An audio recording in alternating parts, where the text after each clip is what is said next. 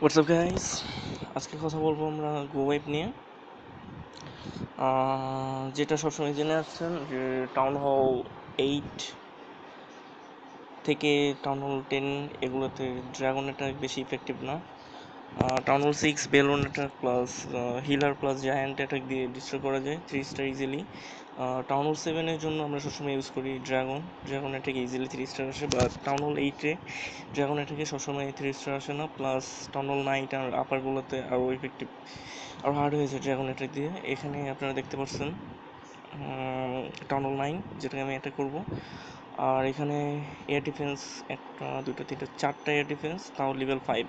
এই বেসে dragon attack করলে 3 স্টার আনা অসম্ভবের কাছাকাছি। সো এরকম বেসের ক্ষেত্রে যেটা ইউজ করতে হয় সেটা হলো গো ওয়াইপ।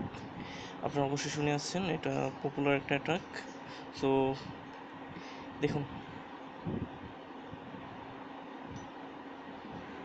ফার্স্ট থিং যেটা, দুটো গোলেম যে কোনো এক সাইডে দিতে হবে, দেন সাথে ওয়াল ব্রেকার্স আর একটা রেজ স্পেল, তার পিছনে উইজার্ড অ্যান্ড দুটা পিক্কা।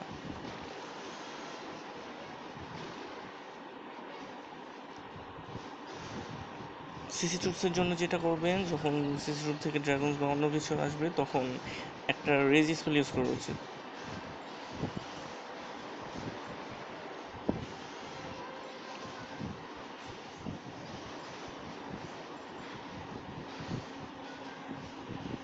আর সব ট্রুপসের লাইফের দিকে খেয়াল রাখবেন, হিলিং স্পেলটা ট্রুপসের লাইফ যার কম তার উপর ইউজ করবেন।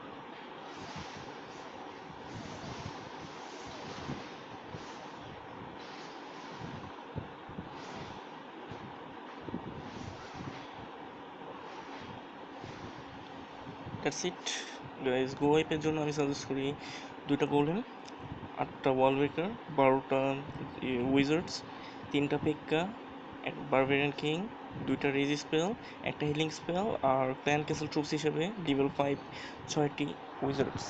So best of luck guys, আশা করি একটা আপনারা ইউজ করবেন। And like, subscribe and comment please.